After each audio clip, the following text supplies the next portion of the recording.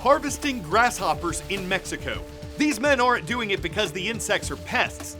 They're doing it because the insects are a food source for people. The CIA World Factbook estimates that almost 42% of this country's population lives below the poverty line. And a nurse who spoke to the AFP news agency says her community is facing both malnutrition and obesity. A program's been created to address that. It includes grasshopper biscuits. The ground-up insects are mixed with flour to make them.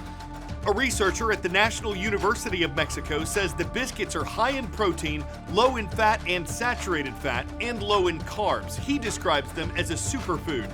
We don't know how they taste, but supporters of the program say grasshopper foods are a good starting point, that they can be used to teach parents about the nutritive benefits of feeding kids natural foods.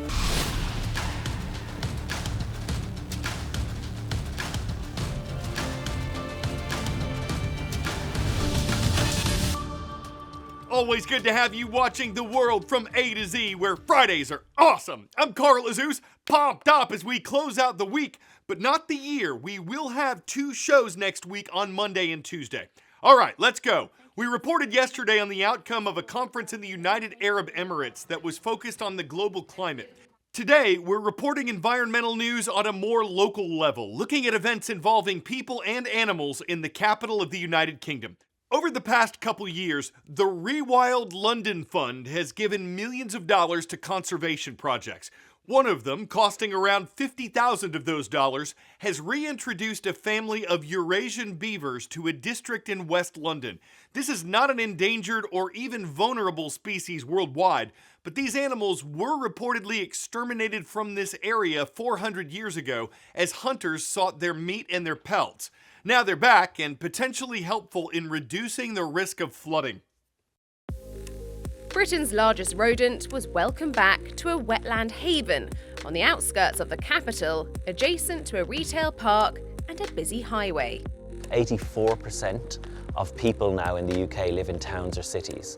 So we can't think of nature and thriving ecosystems as being a countryside issue. Actually, we need to embrace nature and nature-based solutions on our doorstep in cities as well.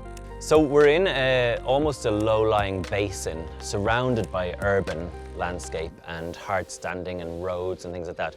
In high rainfall events, we're getting flooding of this area and the water is basically gushing through and it's going into the storm drain systems and into the sewers and it's gushing out in urban Greenford downstream. Sean McCormack from Ealing Wildlife Group believes that nature has the answer. So here is their magnificent creation, their first dam. So absolutely incredible. This started as just a couple of twigs across the stream bed. And as you can see now, we've got almost a metre difference in height between the water upstream, the water downstream. Beavers create dams under the cover of darkness. Not because they care about urban flooding, they have an instinct to create pools of deep water to hide in. The happy consequence for us is that their refuge systems actually slow down the flow of water. The land will actually, over time, act as a giant sponge and it will absorb those high rainfall events and it will release it slowly. Even if you're not interested in wildlife or nature, it's a win for the urban community in Greenford to not have so much flooding. So they build resilience in the landscape.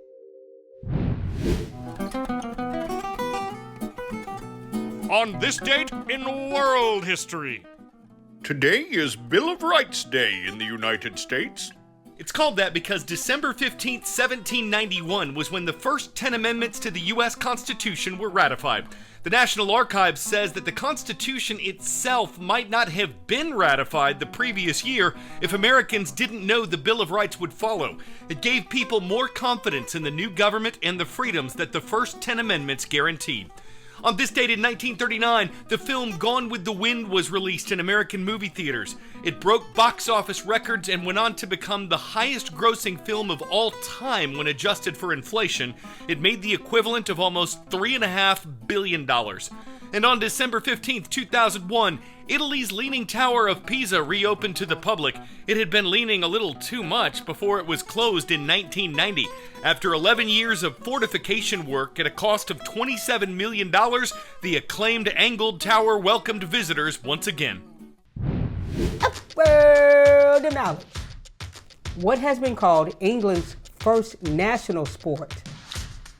Rugby, polo, cricket, jousting. Dating back to medieval times, when two horsemen would try to make each other fall off, jousting is the answer. Back to the UK for our next story today, where that historic sport is returning to some of the historic places where it was held.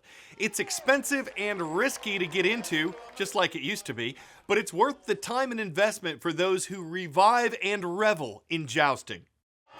This is not a movie set or dress-up. It's the centuries-old sport of jousting, once practiced by knights, but in modern Britain. Like their predecessors, the knights in full armour charge at each other with lances that splinter on impact. The aim is to score points, rather than unseat the other rider, but the risk is real. Initially a form of military training, knights also attended jousts between battles in the hope of winning tournament prizes. It was hugely popular in medieval times, but had largely died out by the early 17th century. A revival in recent decades has seen recreation jousts take place at historic sites across England, and even calls for it to be made an Olympic sport. The battles draw crowds of fans eager to cheer on a modern-day Lancelot or wild man. I thought it was very exciting, fast-paced action. You could tell they were actually really doing it as opposed to it being scripted. So yes, really enjoyed it. A helmet weighing probably about 6 kilos, 7 kilos. It's physically demanding to weigh 30 kilograms of armour on the back of a horse moving at 20 to 25 miles an hour, and then accepting an impact from somebody else moving at the same speed with the same equipment. So yeah, it's very demanding. It's not pretend. The modern jousters base their equipment on what was traditionally used. True to its elitist roots, a suit of armour today costs around €20,000. One modern change has been the sport opening to women, like Lisa Dixon. For her, it's an equal playing field that comes down to the relationship between horse and rider.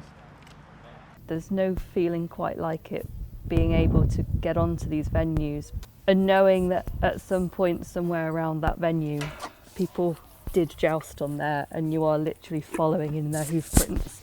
Jousting has been dubbed England's first national sport, and the tradition appears set to keep galloping into the future.